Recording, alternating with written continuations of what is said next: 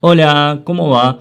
Hoy vamos a hablar sobre el expansionismo israelí a lo largo de la historia, los momentos más importantes de los principales motivos de Israel para extenderse más allá de sus fronteras preestablecidas, qué es el proyecto del Gran Israel y quiénes defienden las conquistas de Israel por Medio Oriente. Sin demorar mucho más, empecemos por el primer punto, el plan de partición de las Naciones Unidas del 1947.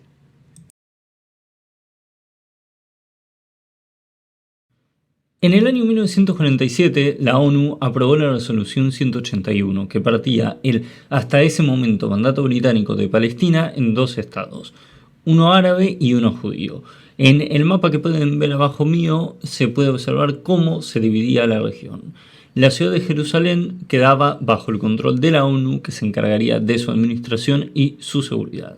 La resolución estaba basada especialmente en la declaración Balfour firmada 30 años antes por el canciller británico Arthur James Balfour, enviada a Walter Rothschild, líder del sionismo de ese entonces. En la declaración, el gobierno de Gran Bretaña se comprometía en apoyar la creación de un hogar nacional judío en el territorio palestino.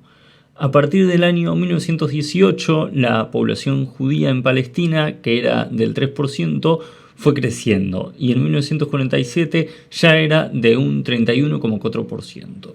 El plan de partición fue aprobado con 33 votos de las principales potencias del mundo, es decir, Estados Unidos, la URSS, Reino Unido, Francia, entre otros países. Mientras que 13 países, especialmente de la Liga Árabe, como Irán, Irak, Siria y Arabia Saudí, votaron en contra, aduciendo que buscaban desplazar a la población árabe de Palestina. Un año más tarde de la partición en dos estados, el 14 de mayo, Israel declaró su independencia y comenzó la Guerra Árabe-Israelí de 1948.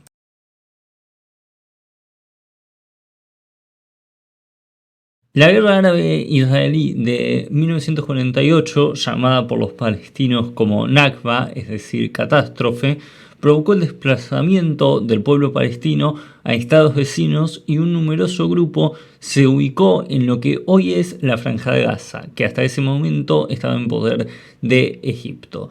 Esto nos lleva al siguiente mapa que pueden ver abajo mío de cómo quedó la zona luego de que Israel le conquistara territorios a sus vecinos árabes.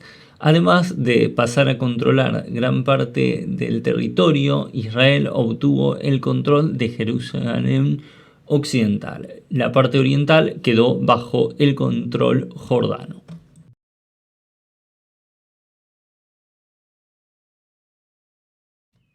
Luego de la guerra de 1948 comenzó un periodo de tensa calma entre Israel y sus vecinos árabes. 19 años más tarde, Egipto había preparado tropas en la península del Sinaí para presionar a Israel, solicitando el retiro de la Fuerza de Protección de la Paz de la ONU que se encontraba en la zona y bloqueando el estrecho de Tirán, al mismo tiempo que Siria, Irak y Jordania se sumaban a Egipto en su plan de atacar a Israel. Luego de un comienzo arrollador por parte de la coalición árabe que logró poner en serios problemas a Israel, las fuerzas israelíes se reorganizaron y pasaron a la ofensiva, expulsando a los árabes de su territorio. Las tropas de Jerusalén conquistaron la península del Sinaí y la Franja de Gaza, que hasta ese momento estaban en poder egipcio, al mismo tiempo que tomaron Cisjordania, arrebatándosela a Jordania, y se anexionaron los Altos del Golán, en el sur sirio.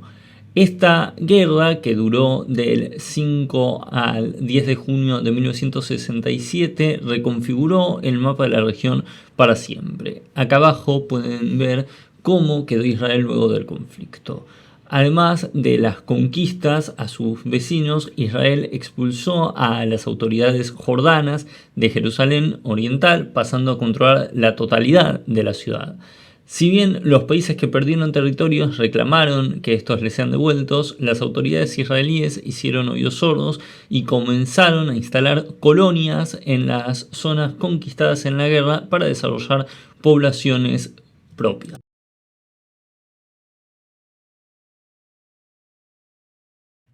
Cinco años más tarde, Egipto, que había reorganizado a la coalición árabe compuesta por Siria, Jordania e Irak, entre otros países, se preparó para recuperar los territorios perdidos en la Guerra de los 6 días. Aunque inicialmente los países árabes conducidos por el presidente egipcio Anwar al-Sadd pudieron recuperar la península del Sinaí al sur y los altos del Golán al este de Israel, desconcentrando a las fuerzas de Jerusalén y poniéndolas en una situación de extrema debilidad. Meir, la primera ministra israelí, pidió apoyo a Estados Unidos, movilizó a las tropas de la reserva del ejército y consiguió el apoyo de la ONU. Gracias al apoyo armamentístico que le dio el gobierno de Nixon y al feroz contraataque llevado a cabo por las fuerzas israelíes, lograron expulsar a los árabes de sus territorios que habían vuelto a conquistar. Al mismo tiempo, la presión de la ONU para buscar una resolución pacífica forzó a las agotadas fuerzas israelíes y a las diezmadas tropas árabes a negociar un alto en fuego. Si bien la guerra de Yom Kippur no terminó con un resultado concluyente para ninguno de los dos bandos enfrentados, los obligó a reconocerse como países y comenzó una larga negociación por el final formal de las hostilidades que llegaría 5 años más tarde con los acuerdos de Camp David.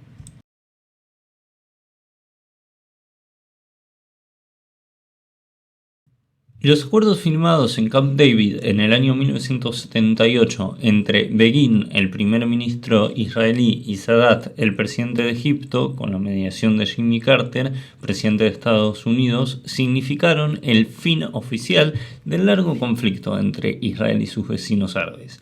El tratado firmado por el gobierno israelí y el gobierno egipcio obligaba a Israel a devolverle la península del Sinaí a Egipto, mientras que este país se veía forzado en reconocer a Israel como un Estado.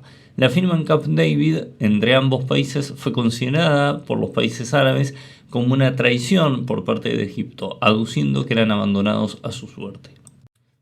Luego del acuerdo de 1978 y 1979, el expansionismo israelí fue frenado en seco y durante un largo periodo de tiempo prácticamente no hubo avances de Jerusalén en la región. Si bien en 1982 intervinieron en la guerra civil libanesa ocupando ciertos territorios, se vieron forzados a retirarse cuando finalizó el conflicto y devolvieron las zonas conquistadas. Vamos al último punto, la independencia palestina y el mapa actual de Israel.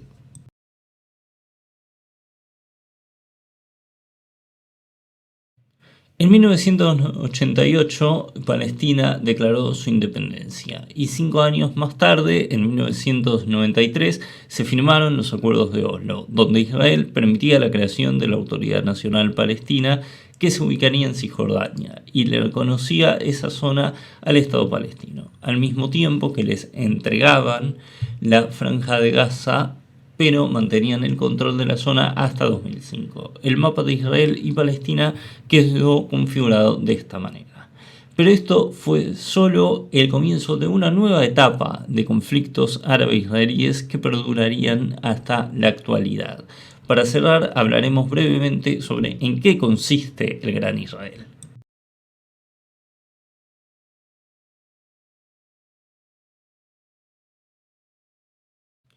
El Gran Israel es el término utilizado por el sionismo religioso y el nacionalismo israelí basado en el libro del Génesis, citando las palabras de Abraham. A tus descendientes les doy estas tierras, desde el río de Egipto hasta el río Éufrates. Estos serían lo que hoy son Jordania, Siria, Palestina y parte de Irak, entre otros países. En el último tiempo, autoridades del gobierno israelí, como Benjamín Netanyahu, el primer ministro, han declarado que apoyan profundamente el plan del Gran Israel.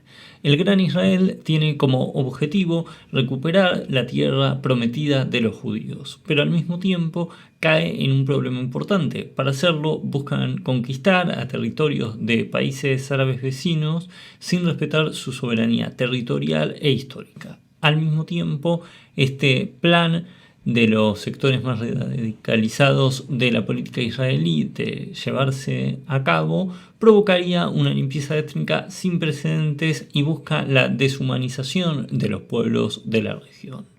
La implementación del Gran Israel rompería los acuerdos firmados entre el gobierno de Jerusalén y los países árabes, donde Israel rechazó continuar teniendo intenciones colonialistas en la zona. Para cerrar, podemos decir que esta idea se basa en el libro El muro de hierro de Jabotinsky, el autor de cabecera de gran parte del ultrasionismo religioso que dirige las riendas del Estado de Israel actualmente.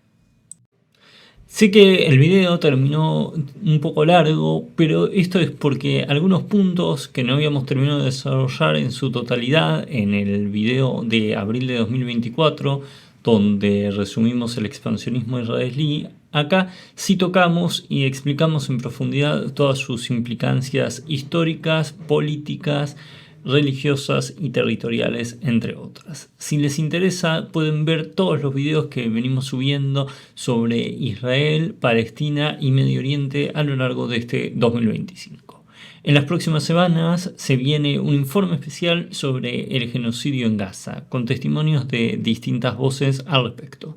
Si les gustó, pueden dar like, comentar como siempre con respeto y suscribirse para no perderse ningún video sobre Medio Oriente, Latinoamérica y todo lo que pasa en el mundo. Les dejo un abrazo grande.